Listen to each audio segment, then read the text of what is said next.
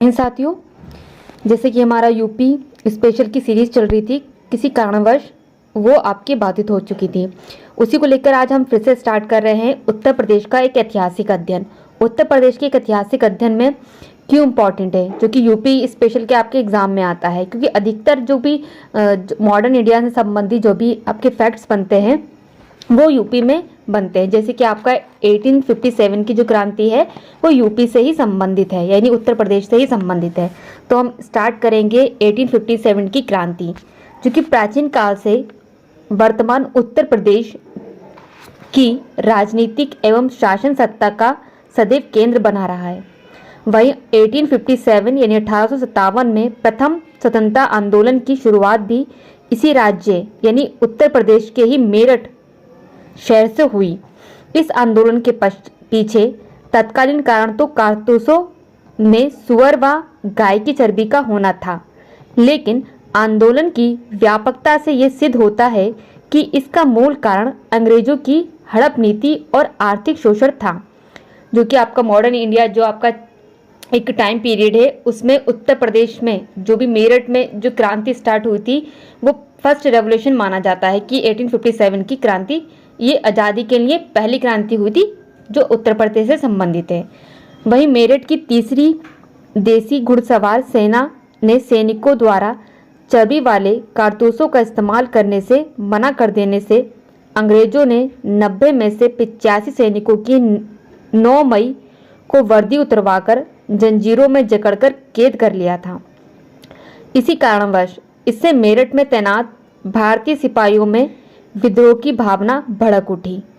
उसी से संबंधित 10 मई 1857 को खुला विद्रोह करके कैद खाने में कैद अपने साथियों को मुक्त करा लिया और कुछ अंग्रेज अधिकारियों की हत्या कर दिल्ली की तरफ कूच किया।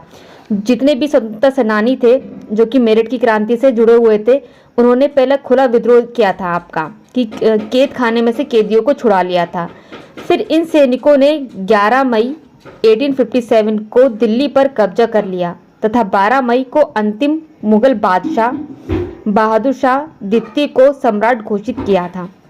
वहीं एक जलसा नामक समिति बनी थी, जो कि आपका एक फैक्ट है बनता है कि इससे 1870 की जो क्रांति रही उसमें कौन सी आपकी जो समिति बनी थी, जलसा समिति थी, जिसमें 4 नागरिक थे और 6 आपके सैनिक थे, ने दिल्ली का प्रशासन संभाला। वहीं मेरठ और दिल्ली की घटनाओं के बाद उत्तर प्रदेश के अधिकांश भागों में विद्रोह की लहर दौड़ पड़ी। वहीं 5 जून 1857 को नाना साहब को कानपुर का पेशवा घोषित किया गया और अवध की बेगम हजरत महल ने अपने पुत्र विरजिश कादिर को अवध का नवाब घोषित कर दिया था। उसी को ध्यान में रखते हुए जो कि इस विद्रोह से अंग्रेजों के पांव हिलने लगे थे। इस विद्रोह ने अंग्रेजों के पांव क्यों हिलाए, क्योंकि इतनी बड़ी सेना कभी भी एक तरीके से इकट्ठा नहीं हुई थी। वहीं जून 1857 में दिल्ली में जनरल बख्त खां के नेतृत्व में भारतीय सिपाहियों और जॉन निकोलस के नेतृत्व में अंग्रेज सेना के बीच टक्कर एक तरीके से हुई और अंग्रेजों द्वारा दिल्ली पर कब्जा कर लिया गया तथा बहादुर शाह द्वितीय को बंदी बनाकर रंगूर भेज दिया गया। दूसरी ओर तात्या टोपे के नेतृत्व में विद्रोही ग्वालियर रेजिमेंट ने 6 नवंबर 1857 को कानपुर पर कब्जा कर लिया था। कानपुर पर कब्जा किसने किया था? तात्या टोपे ने। लेकिन दिसंबर 1857 में सर कोलिन कैंपबेल ने कानपुर पर पुनः कब्जा कर लिया। कानपुर पर पुनः कब्जा कर लिया था, क्यों? वहां पर तात्या टोपे थे। फिर से किसने कब्जा कर लिया? कॉलिन कैंपबेल ने। वहीं लखनऊ में विद्रोही सैनिकों का नेतृत्व अवध की महारानी बेगम हजरत महल ने किया तथा ब्रिटिश रेजिडेंसी पर कब्जा कर लिया। वहीं कैंपबेल द्वारा जो कि अंग्रेजी जो सैनिक था, कैंपबेल द्वारा 21 मार्च 1858 को लखनऊ पर पुनः कब्जा कर लिया गया तथा रानी का नेपाल पलायन हो गया था। वहीं झांसी पर भी 4 अप्रैल 1858 को सर हिरोज ने कब्जा किया। वहीं झांसी की रानी लक्ष्मीबाई अंग्रेजों के चंगुल से भागी तथा उन्होंने तात्या टोपे के साथ मिलकर ग्वालियर पर कब्जा किया।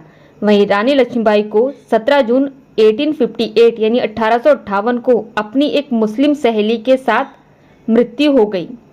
वहीं सर कोलिन कैंपबेल ने 5 मई 1858 को बरेली पर कब्जा किया, जबकि बनारस और इलाहाबाद भी जून 1858 में आपका कैप्टन नील द्वारा कब्जे में ले लिया गया।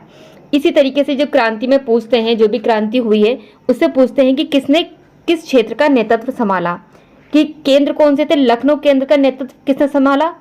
आपका प्रश्न बनता है, मैचिंग भी आ सकती है और एक एमसीक्यू की तरह पूछ भी सकते हैं। वही लखनऊ केंद्र का आपका नेतृत्व किसने किया था? बेगम हजरत महल ने। वही कानपुर का नाना साहेब ने आपका नेतृत्व किया था। वही बरेली केंद्र का नेतृत्व आपका खान बहादुर खान ने किया। झांसी केंद्र का नेतृत्व रानी लक्ष्मीबाई ने किया। इलाहाबाद का नेतृत्व लियाकत अली ने किया। वहीं फैजाबाद का नेतृत्व मौलवी अब्दुल्लाह ने किया। वहीं कल्पी का नेतृत्व आपका तात्या टोपे ने किया। मथुरा का नेतृत्व देवी सिंह ने किया और मेरठ का कदम सिंह ने किया। ये उत्तर प्रदेश में जो भी स्थान रहे वहां पर इन सब का नेतृत्व रहा। किसमें? 1857 की क्रांति में। हम आगे भी चर्चा करेंगे 1857 की क्रांति के बाद जो भी संगठनात्मक परिवर्तन हुए हम उनको समझने का प्रयास करेंगे। आप हमारे साथ बने रहिए। इसी तरीके से यूपी स्पेशल की सीरीज में हम और भी छोटी छोटी वीडियो के जरिए आपका सिलेबस कवर करते रहेंगे। जय हिंद, जय भारत।